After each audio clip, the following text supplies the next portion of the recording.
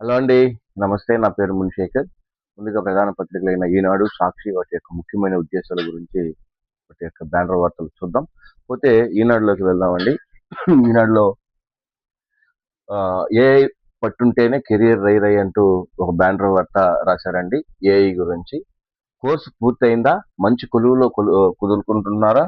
ఇక కెరియర్ బిందాస్‌గా సాగిపోతుందనుకునే కాలం పోయింది. ఇది ఏఐ యుగం బాస్. అదనపు అర్హత ఉంటేనే మనుగడ, నైపుణ్యం వంటి పట్టుంటేనే ఉద్యోగానికి భరోసా. ముఖ్యంగా లెక్కలతో కుస్తీ పట్టే అకౌంటెంట్లు, ఆర్థిక చిక్కులు విప్పే ఉద్యోగస్తులు భవిష్యత్తులో దూసుకెళ్లాలంటే భిన్న కోణాల్లో విశ్లేషణ చేయగలరు. అనలిస్టులుగా రూపొందించిన చెందాలంటే ఈ రంగంలో నిపుణులు సూచిస్తున్నారు. ఏఐపై పట్టు సాధించి వ్యూహాత్మకమైనటువంటి ఆలోచనలతో డేటా ఆధారంగా లోతైనటువంటి విశ్లేషణ చేయగలిగితేనే భవిష్యత్తులో రాణిస్తారని తేల్చి చెప్తున్నారు. లేదంటే ఏఐ మీ ఉద్యోగాన్ని భర్తీ చేయలేకపోవచ్చు కానీ ఆ సాంకేతికను ఎలా ఉపయోగించుకోవాలో తెలిసిన వ్యక్తి మీ స్థానానికి ఎసురు పెట్టేటువంటి అవకాశం ఉందని హెచ్చరిస్తున్నారు.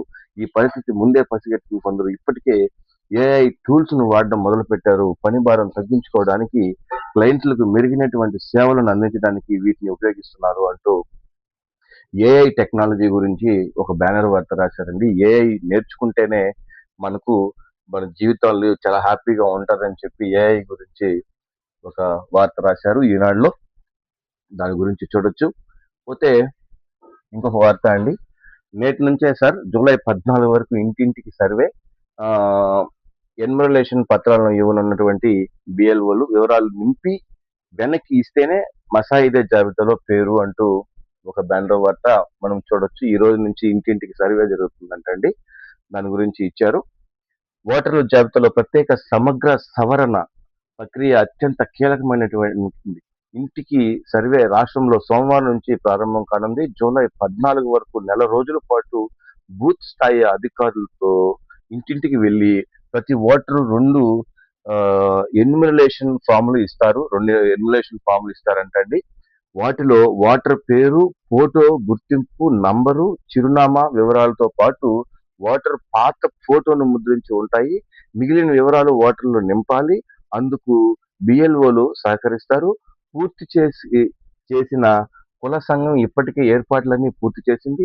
మొత్తం 4.16 కోట్ల ఎన్యుమరేషన్ ఫామ్లను ముద్రించి 46,397 మంది బిఎల్ఓలు ఇందులో పాల్గొంటారు. ఈ ప్రక్రియ వారికి ఈసీ ఇప్పటికే శిక్షణ ఇచ్చింది అంటూ ఒక బ్యానర్ వార్త చూడొచ్చు. దీని గురించి ఇంటింటికి సర్వే జరుగుతోంది.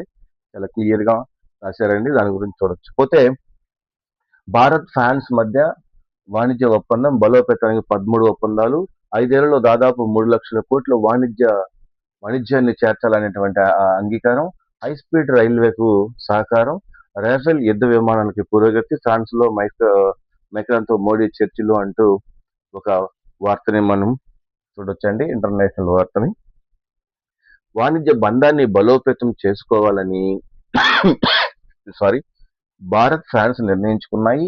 ప్రస్తుత ద్వైపాక్షిక వాణిజ్యాలు 5 ఏళ్లలో రెట్టింపు చేసుకుని 3 లక్షల కోట్లకు చేర్చాలని అంగీకారానికి వచ్చాయి. కీలకమైన రాఫెల్ యుద్ధ విమానాలకు సరఫరామైన కొంత ఆమ్, మందడుగు పడింది. ఫ్రాన్స్ పర్యటనకు వచ్చినటువంటి భారత ప్రధాని నరేంద్ర మోడీ వారం ఫ్రాన్స్ అధ్యక్షుడు ఇమాన్యుయేల్ మైక్రాన్ తో ద్వైపాక్షిక చర్చలు జరిపారు. ఇరువురి సమావేశంలో మొత్తం 13 ఒప్పందాలు చేకూర్చాయి అంటూ ఓ బ్యానర్ వార్త మనం చూడొచ్చు. పోతే నిన్న సింగపూర్కి చంద్రబాబు నాయుడు గారు వెళ్ళారు కదండి. అక్కడ ఘన స్వాగతం పలికారు మన తెలుగు మహిళలు. దాని గురించి బ్యానర్ వార్తలు వేశారు. అది 3లో ఉందంట. సింగపూర్ చేరుకున్న చంద్రబాబు ఘన స్వాగతం పలికినటువంటి ప్రవాసాంధ్రులు అంటూ బ్యానర్ వార్త ఉంది. ఇది లోపల 3వ పేజీలో ఉంది. ఒకసారి మనం లోపల చూద్దాం వెళ్ళినప్పుడు. పోతే తృణమూల్ తిరుగుబాటులో అనూహ్యమైనటువంటి మలుపు. నేషనల్ సిటిజన్స్ పార్టీ ఆఫ్ ఇండియాలో విలీనమై అసమ్మతి ఎంపీలు అంటూ ఓ బ్యానర్ వార్త చూడదు. తమకు లోక్సభలో ప్రత్యేకమైన సీట్లు కేటాయించాలని స్పీకర్ ఓం బిర్లాకు వినతి. ప్రధాని నేతృత్వంలో దేశం కోసం పనిచేస్తామని ప్రకటన. ఇదంతా కేంద్రం పెద్దలు ఆడేసేటువంటి ఆటలో ఒక భాగమే అనుకోవచ్చండి. ప్రధాని నేతృత్వ దేశం కోసం పనిచేస్తామని తృణమూల్ పార్టీ లోక్సభ స్పీకర్ కి నిన్న ఆయన సపరేట్ గా వాళ్ళ సీట్లు కేటాయించాలని నిన్న కలిసినటువంటి దాని గురించి చేశారు. పశ్చిమ బెంగాల్ ఎన్నికల ఓటమి అనంతరం మమతా బెనర్జీ నేతృత్వంలో తృణమూల్ కాంగ్రెస్ పార్టీ ప్రారంభమైనటువంటి రాజకీయ సంక్షోభ అనూహ్య మలుపులు తిరుగుతోంది.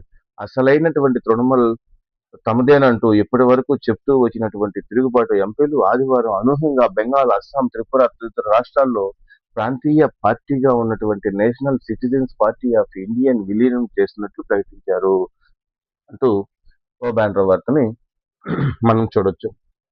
పోతే ఇక్కడ చూద్దామండి లోపల ఉన్నటువంటి రైతులకు భూమి సంరక్షణ అంటున్నారు. జాతీయ సమగ్ర కోసం జనసేన ప్రస్థానం. వైద్య ఆరోగ్య శాఖ కార్యదర్శి సౌరభ్ గౌరుపై బదిలీ వేటు, పోస్టింగ్ ఇవ్వకుండానే జిఐడికి రిపోర్ట్ చేయాలని ప్రత్యేక ఆదేశం. అంటే లోపల ఉన్నాయి ఇవన్నీ. పడవ బోల్తా నలుగురు మృతి, ఇవన్నీ లోపల పేజీలు ఉన్నాయని లోపలికి వెళ్ళినప్పుడు చూద్దాం. ఇంకొక వార్త రాశారండి. బరువెక్కిన భారతం, మధుమేహ వ్యాధిగ్రస్తుల సంఖ్య కూడా అదే స్థాయిలో ఉందంట. జాతీయ కుటుంబ ఆరోగ్య సర్వేలో తేల్చినటువంటి చేదు వాస్తవాలు అంటూ ఈ మధుమేహం గురించి ఒక వార్త ఈ రోజు ఈనాడులో చేశారు. దాని గురించి చూద్దాం. దేశంలో ఊబకాయల సంఖ్య శరవేగంగా పెరుగుతోంది. అదే స్థాయిలో మధుమేహాలు కూడా పెరగడం ప్రమాద గంటికలను మోగిస్తున్నాయి. 6వ జాతీయ కుటుంబ ఆరోగ్య సర్వేలో ఆందోళనకరమైనటువంటి విషయాలు వెల్లడవుతున్నాయి.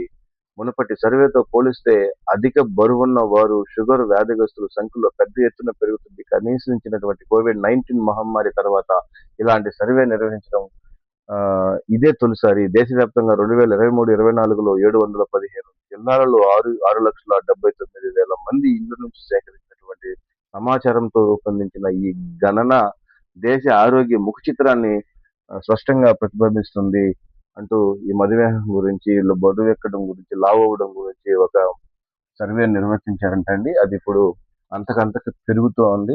మరి 15 ఏళ్ల నుంచి 49 ఏళ్లకు మధ్యలో ఉన్నటువంటి మహిళలకు చాలా లావు వస్తున్నారంట. దాని గురించి ఒక బ్యానర్ వార్తలో రాశారు. పోతే లోపల పేజీలోకి వెళ్దామండి. లోపల పేజీలో ఒకసారి స్పష్టంగా చూద్దాం. లోపల పేజీలోకి వెళ్తే రైతుల భూములకు రక్షణ మస్తు, భూ యజమానులతో భరోసా నింపినటువంటి కూటమి ప్రభుత్వం, నల్ల చట్టాన్ని రద్దు చేసినటువంటి చంద్రబాబు, రాజముద్రతో పాస్ పుస్తకాలు జారీ, రెవెన్యూ శాఖలో పరిష్కరించాల్సిన సమస్యలెన్నో, వైకాపా పాలనలో భయం, నాడు సాగు భూములకు కొట్టేందుకు ల్యాండ్ టైటిలింగ్ యాక్ట్, పాస్ పుస్తకాలు, సర్వేరాలపై జగన్ బొమ్మల పేర్లు అంటూ పాత విషయాల గురించి, ఇప్పుడు ఇస్తున్నటువంటి పాస్ పుస్తకాల గురించి ఒక బ్యానర్ వార్త రాశారు. వైకాపా ప్రభుత్వం తెచ్చినటువంటి ల్యాండ్ టైటిలింగ్ చట్టంతో 2 ఏళ్ల ముందు వరకు భూ యజమానుల్లో భయం, వైకాపా నేతల్లో రాత్రికి రాత్రే తన భూములు గుంజేసుకుంటున్నారనే ఆందోళన, రీసర్వేల పేరుతో భూ విస్తీర్ణంలో కొలతలు షురు, ఈ భూములు ఘటనలైతే నేతృత్వమే, రైతుల పట్టాదార పాస్ పుస్తకాలపై జగన్ బొమ్మలు వేసుకున్నటువంటి ఈయన ఈ భూమి మీది కాదనేటువంటి భయాందోళన వాతావరణం కల్పించారు. కూటమి ప్రభుత్వం వచ్చాక యజమానుల పేదల్లో ఈ భూమి మీది అనే భరోసా నింపింది అంటూ ల్యాండ్ టైటిలింగ్ యాక్ట్ చట్టాన్ని రద్దు చేసింది. రెవెన్యూ శాఖలో పలు సంస్కరణలు తెచ్చింది. రాజముద్రతో పాస్ పుస్తకాలు ఇచ్చాము అని జరిగినటువంటి దాని గురించి, పాస్ పుస్తకాల గురించి ఒక వార్త రాశారండి. 2 ఏళ్ల కూటమి ప్రభుత్వంలో ఏం జరిగిందో, రాజముద్రతో పాస్ పుస్తకాలు, ల్యాండ్ టైటిలింగ్ యాక్ట్ రద్దు, దాని గురించి ఇచ్చారండి. దాని గురించి చూడొచ్చు. పోతే అమరావతి ఆగేది లేదు, దూసుకుపోతుంది, నిర్మాణ పనులు వీడియో ఎక్స్ లో పోస్ట్ చేసినటువంటి నారా లోకేష్ అంటూ బ్యానర్ వార్త చూడొచ్చు. ప్రజా రాజధాని అమరావతి నిర్మాణంలో ఆగేదే కాదని, వేగంగా దూసుకుపోతుందని మంత్రి నారా లోకేష్ పేర్కొన్నారు. అమరావతిలో జరుగుతున్నటువంటి నిర్మాణ పనులు వీడియో ఎక్స్ లో ఆదివారం ఆయన పోస్ట్ చేశారు. అక్కడ జరిగేటువంటి పనుల గురించి వీడియో ఎక్స్ లో ఆయన పోస్ట్ చేశారంట. ఆదివారం ఎక్స్ లో ఆయన పోస్ట్ చేశారు. వర్షం పడితే చాలు అమరావతిలో మునిగిపోతుందని పరిగెత్తుకొచ్చినటువంటి ట్రోల్ చేసినటువంటి వాళ్ళకు చెప్పేది ఏంటంటే, సారీ బ్రో, అమరావతి పనులు ఆగడం లేదు. ఐకానిక్ టవర్లు, ఎమ్మెల్యేలు, ఎమ్మెల్సీ టవర్లు, మంత్రుల భవనాలు, అసెంబ్లీలు, హైకోర్టు నిర్మాణాలు, రహదారులు, రిజర్వాయర్లు, ఎన్జిఓలు, టవర్లు అన్ని పరిగెస్తున్నాయి అంటూ ఆయన వాళ్ళకి చమత్కారంగా ఒక వీడియోలో పెట్టి ఎక్స్ లో పోస్ట్ చేశారంట. దాని గురించి ఒక వార్త చూడొచ్చు. రాష్ట్రంలో 10.5 లక్షలు ఎల్ఈడి వీధి దీపాలంటే దాని గురించి చేశారు. ప్రభుత్వంతో ఒప్పందం కుదుర్చుకున్నారంట. దాని గురించి రాశారు. పోతే 1,185 ఎకరాల్లో శ్రీకాకుళంలో విమానాశ్రయం అంటండి. దాని గురించి బ్యానర్ వార్తలు చేశారు. 1,185 ఎకరాల్లో ఒక విమానాశ్రయం శ్రీకాకుళంలో వస్తుందంట. 750 కోట్లతో అభివృద్ధి, 2030 నాటికి అందుబాటులోకి మొదటి దశ, మసాయిదే మాస్టర్ ప్లాన్ తయారు చేసినటువంటి రైట్ సంస్థ అంటూ వార్త చూడొచ్చు. శ్రీకాకుళం జిల్లా పలాసలో ప్రతిపాదించినటువంటి విమానాశ్రయ నిర్మాణానికి 1,185.56 ఎకరాల్లో మసాయిదీ మాస్టర్ ప్లాన్ను రూపొందించింది. మొదటి దశ పనులు 750.52 కోట్లతో చేపట్టనున్నారు. 2030 నాటికి మొదటి దశ అందుబాటులోకి తేవాలన్నది అధికారుల ఆలోచన. 2,400 మీటర్ల రన్వే, 140 మీటర్ల వెడల్పు ఉన్నటువంటి రన్వే, స్కిట్ 23 మీటర్ల వెడల్పుతో టాక్సీవే, బ్లాస్ట్ ప్యాడ్ ను పాటు మొత్తం 44 అంశాలతో మసాయిదీ మాస్టర్ ప్లాన్ సిద్ధం చేసింది. ఇందులో 337.8 ఎకరాల్లో కమర్షియల్ ఏరియా అభివృద్ధులు చేయాలన్నది ఆలోచన. ఈ భూముల్లో భారీ మధ్య తరహా పరిశ్రమలకు 3.5 ఎకరాలు చొప్పున, చిన్న పరిశ్రమలకు 2 ఎకరాలు, సర్వీస్ సెక్టార్లకు 4 ఎకరాలు, రిటైలింగ్ దుకాణాలకు 2.7 ఎకరాలు, హోటల్ నిర్మాణానికి 31 ఎకరాలు, హెల్త్ కేర్, ఐటీ, నాన్ ఐటీలకు సరఫరాలకు మిగిలిన భూములు కేటాయించాలని అక్కడ విమానాశ్రయానికి కావాల్సినటువంటి ఏర్పాట్లన్నీ ఎక్కడెక్కడ ఎంత ఇస్తున్నారు, ఏ ఏ హోటల్కి ఎన్ని ఎకరాలు ఇస్తున్నారు, దాని గురించి క్లియర్గా రాసుకొచ్చారండి. పోతే శ్రీకాకుళంలో మనకు విమానాశ్రయం ఒకటి రాబోతోంది. పోతే ప్రకాశం బ్యారేజ్లో జలకళ అంటండి, ఎగువను కురుస్తున్నటువంటి వర్షాలకి 4 గేట్లు ఎత్తి విడుదల చేసి జలకళగా ఉందంట ప్రకాశం బ్యారేజ్లో. దాని గురించి చేశారు. ప్రభుత్వ వైద్య కళాశాలలో పెరుగుతున్నటువంటి పీజీ సీట్లు అంటూ ఒక వార్త చూడొచ్చు. రాష్ట్రంలో పలు ప్రభుత్వ వైద్య కళాశాలలో 2026-27 విద్యా సంవత్సరానికి పీజీ సీట్లు పెరగనున్నాయి. 14 వైద్య కళాశాలలకు 185 పీజీ సీట్లు మంజూరు చేయాలని జాతీయ వైద్య కమిషన్ ప్రతిపాదించింది. వీటికి 125 సీట్లు కొత్త కోర్సుల ప్రతిపాదనకి 160 సీట్లు ఇప్పటికే పెరిగేటట్లు ఒక వార్త చూడొచ్చు. మీరా బీజేపీని విమర్శించేది వైకాపా ఉద్దేశించినటువంటి బీజేపీ నాయకుడు యామిని శర్మ అంటూ ఒక వార్త చూడొచ్చు. పొలిటికల్ కౌన్సిలింగ్ పై కొరడ పడినటువంటి స్పష్టత అంటూ ఒక బ్యానర్ వార్త చూడొచ్చు. సర్వే ఉద్యోగుల సంఘం రాష్ట్ర అధ్యక్షుడిగా వెంకటరమణ అంటండి, దాని గురించి రాశారు. కాలం ఏ హుకూర్కు 250 మంది ఎంపిక అంటూ వార్త చూడొచ్చు. నెక్స్ట్ పేజీలోకి కూడా వెళ్దామండి.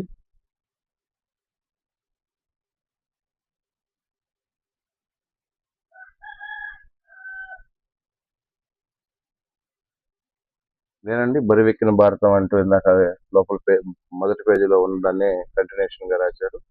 ఏఐ పై పట్టుంటేనే కెరియర్ అదే అంటూ ఒక వార్త ఉంది కదా, అది కూడా రాశారు. తృణమూల్ పార్టీ ఇవన్నీ లోపల పేజీ, బయట ఉన్న పేజీల్లోకి ఫస్ట్ పేజీలో కంటిన్యూషన్ వార్తలే. 2029 నాటికి అర్హతలందరికీ పక్కా ఇల్లు, మంచి కొల్లు పారదీసాధ్య అంటూ రాశారండి. కానీ ఒక్క ఇల్లు కూడా ఇప్పటి వరకు, కొత్త ఇల్లు నిర్మాణానికి ఒక్కటి కూడా ఎవరికి మంజూరు అయినట్లేదు. కానీ వీళ్ళు మాత్రం పేపర్లో రాస్తున్నారు. ఇది భారత్ ఫ్యాన్స్, ఇది కంటిన్యూషన్ వార్తే. డిఎస్సి క్రీడా కోటాలో సామాజిక వర్గానికి వివక్షత లేదు. సోషల్ మీడియాలో వైకాపా దుష్ప్రచారంపై ప్రభుత్వం ప్రకటన. కాపులకు 16, రెడ్లకు 10, కమ్మలకు 9 పోస్టులు వచ్చినట్లు వెల్లడి అంటూ ఈ డిఎస్సి పై ప్రతిరోజు జరుగుతూనే ఉంది. దాని గురించి రాశారు. సింగపూర్ చేరుకున్నటువంటి సీఎం చంద్రబాబు అంటూ వార్త చూడొచ్చు మనం. నిన్న చంద్రబాబు నాయుడు గారు సింగపూర్కి వెళ్ళినటువంటి విషయం. సో ఇదండి. ఒకసారి మనం సాక్షికి వెళ్దాం. సాక్షిలో బ్యానర్ వార్తలు ఏమున్నాయో ఒకసారి కూలంకుషంగా పరిశీలించుకుందాం. సో సాక్షిలో బ్యానర్ వార్తల్లోకి వస్తే అండి, ఇప్పుడు కూటమి ప్రభుత్వం కొత్త పెన్షన్లు ఇస్తామని చెప్పారు కదండి. దాని గురించి కొత్త పెన్షన్లు కాకమ్మ కథే. పండుటాకులకు మబ్బు పెట్టేందుకు చంద్రబాబు ప్రభుత్వం దుష్ట పన్నాగం, కొత్త పెన్షన్లు ఇచ్చేస్తున్నారంటూ మోసపూరితున్నటువంటి ప్రకటనలు అంటూ బ్యానర్ వార్తలో రాశారండి. 2 ఏళ్లు పూర్తవడంతో ఎల్లో మీడియా తప్పుడు కథనాలు. జూన్ 12 నుంచి ప్రభుత్వం కొత్త పెన్షన్లు ఇవ్వనున్నది. నెలన్నరగా రోజులుగా విస్తృత ప్రచారం. అవ్వాతాతలు, అర్హతలైనటువంటి లబ్ధిదారులు సచివాలయ పరుగులు. పెన్షన్ల కోసం దరఖాస్తులు చేసుకునేందుకు వేలాదిగా తరలివస్తుండటంతో గందరగోళం. అలాంటిదేమీ లేదని, సచివాలయం వరకు వచ్చినటువంటి ఇబ్బంది పడదని చెప్పి ఉద్యోగులకు సందేశాలు. అందరికీ చెప్పుకోలేక వాట్సాప్ స్టేటస్లుగా పెట్టుకుంటున్నటువంటి సచివాలయ ఉద్యోగస్తులు. చంద్రబాబు సీఎం అయినప్పటికీ ఇది కొత్త పెన్షన్ కోసం దరఖాస్తులు స్వీకరణ బంద్. 2 ఏళ్లలో 6.14 లక్షల వరకు తగ్గిపోయినటువంటి పెన్షన్ల సంఖ్య. దివ్యాంగుల పెన్షన్లు తగ్గించుకునేందుకు రెవల్యూషన్ చేస్తున్నటువంటి బాబు సర్కార్ అంటూ బ్యానర్ వార్త ఈ పెన్షన్ల గురించి రాశారు. ప్రభుత్వం కొత్త పెన్షన్ దరఖాస్తు స్వీకరణకు సంబంధించిన ప్రభుత్వం నుంచి ఎటువంటి అధికారిక ఆదేశాలు వెలువడలేదు. ప్రభుత్వం నుంచి అధికారుల మార్గదర్శకాలు వెలువడి వెంటనే ప్రజలను తెలియజేయబడుతున్నాయి. కొత్త పెన్షన్ల కోసం దరఖాస్తులు చేసుకోవడానికి గ్రామ, వార్డు సచివాలయాల్లో ఫోన్లు చేసి విచారిస్తున్నటువంటి వారికి ఉద్యోగాలు తెలియజేస్తున్నటువంటి సందేశం ఇది. ఎక్కువ మంది ఇదే సమాచారం చెప్పాల్సిందే అంటూ ఓ బ్యానర్ వార్త రాశారు. పెన్షన్లు మేము జూన్ 12వ తారీఖు నుంచి ఇస్తున్నాం అని చెప్పినటువంటి వార్త అవాస్తవమే. ఇట్లాంటిదేమీ రావద్దు, మీరు సచివాలయం రావద్దు అని చెప్తున్నటువంటి వార్తల గురించి ఇక్కడ సాక్షిలో రాశారు. ఇది భావ ప్రకటన స్వేచ్ఛపై దాడి, వైఎస్ఆర్సీపీ అధికారులకు ఫేస్బుక్ పేజీని అందుబాటులోకి లేకుండా చేయడం హేయం, చంద్రబాబు ప్రభుత్వం దుశ్చర్యపై వైఎస్ జగన్ మండిపాటు, ప్రభుత్వ అక్రమాలు, అవకతవకలపై వైఫల్యాలు సాక్ష్యాధారాలతో బట్టబయలు చేస్తున్నటువంటి తీరులో ప్రజా సమస్యలను వెలుగులోకి తీస్తున్నాం. వాటిని గురించి ప్రశ్నించిన వారిపై చంద్రబాబు సర్కార్ కేసులు పెడుతుంది. సోషల్ మీడియాలో ఆ పోస్టులను ప్రజలు చూడకుండా నిరోధిస్తుంది. ఇది ఆందోళనకర ధోరణి, ప్రజా సమస్య స్ఫూర్తికి దిగాతం. చాలా విచిత్రంగా మాట్లాడుతున్నారండి జగన్మోహన్ రెడ్డి గారు. సోషల్ మీడియాలో చిన్న పోస్ట్ షేర్ చేసిన దానికే ఒక స్త్రీని చాలా ఇబ్బంది పెట్టినటువంటి ఘటనలు చాలా ఉన్నాయి. కానీ ఈ రోజు కొత్తగా దెయ్యాలు వేదాలు వల్లించినట్టుంది. ప్రజాస్వామ్య ప్రయోజనాల దృష్ట్యా తక్షణమే మా అధికారిక పేజీలు పునరుద్ధరించండి, లేదంటే న్యాయ పోరాటం చేస్తామన్న స్పష్టీకరణ. కేంద్ర మంత్రులు అమిత్ షా, వైష్ణవి వాళ్ళతో లెటర్ రాసినటువంటి విషయాన్ని గురించి ఇక్కడ రాసుకొచ్చారు. పోతే సెలవు రోజు యోగాంధ్ర అంట అండి, దాని గురించి రాశారు. ఇది అయిపోయింది. మీ ఇంటికే వస్తున్నాం సార్ అంటే ఈ జనగణన జరుగుతుంది. నేటి నుంచి ఓటర్ల జాబితా ఇంటింటికి సర్వే, జూన్ 14 వరకు నిర్వహణ, దాని గురించి చెప్పుకున్నాం మనం. ఈనాడులో రాశారు. సవాళ్ళ పరిష్కారానికి భారత్ అదే చెప్పాం. భారత్ ఇకపై ప్రపంచ దేశాల పరిష్కారాలను వినియోగించిన దేశం మాత్రమే కాదని, సవాళ్ళ పరిష్కారాలకు మార్గంగా సృష్టించేటువంటి దేశంగా ఎదుగుతుందని అది మార్చారు. ఇక్కడ చూడండి, లారీని ఢీకొట్టినటువంటి ఏపీఎస్ఆర్టీసీ బస్సు 10 మందికి గాయాలు అంటూ బ్యానర్ వార్త చూడవచ్చు. ఇకపై దాడులొద్దు, శాంతి యత్నాలే విఘాతం కలిగించొద్దు, ఇజ్రాయెల్ ఇరాన్ కు ట్రంప్ హెచ్చరిక, బీరూట్ లో హెజ్బుల్లా స్థావరాలపై ఇజ్రాయెల్ దాడులు అంటూ బ్యానర్ వార్తని మనం చూడొచ్చు. పోతే వైఎస్ఆర్సీపీ కేంద్ర కార్యాలయం తరలి వచ్చినటువంటి డిఎస్సి 2025 అభ్యర్థులు ప్రభుత్వం మోసం చేసింది అంటూ చెప్పాను కదండి. వచ్చింది 16,400 అన్ని జాబులే కదా అండి. మిగిలిన రాసినటువంటి అభ్యర్థులలో ఒక విషయాన్ని నింపడం కోసం చేసినటువంటి ప్రయత్నంలో ఈ వైఎస్ఆర్సీపీ గెలుపొందిందనే చెప్పుకోవచ్చు. దాని గురించే ఈ డిఎస్సి గురించి ప్రభుత్వం మోసం చేసింది అని చెప్పుకుంటూ ఇలా వీళ్ళు ఏదో ఒక రకంగా డిఎస్సిపై బురద జల్లే ప్రయత్నం జరుగుతూ ఉంది. మెరుస్తూనే ఉంటాయి కానీ గత 2 ఏళ్లుగా పసిడి, వెండి జిగేల్మనిపిస్తున్నాయి. ఏ దశలో పెట్టుబడి పెట్టినా ఇన్వెస్టర్లకు కాసులు కురిపిస్తున్నాయి. కానీ ఈ ఏడాది జనవరి నుంచి బంగారం 25%, వెండి 45% వరకు పతనమయ్యాయి అంటూ చూడొచ్చు. ఇన్వెస్ట్మెంట్ మహాలక్ష్మి అంటూ దాంట్లో పడుతుంది. సో ఇదండి, సాక్షిలో కూడా మెయిన్ వార్తలు ఇవే ఉన్నాయి. సో ప్లీజ్ కంటెంట్ నచ్చితేనే లైక్ చేయండి, సబ్స్క్రైబ్ చేయండి. Thank you.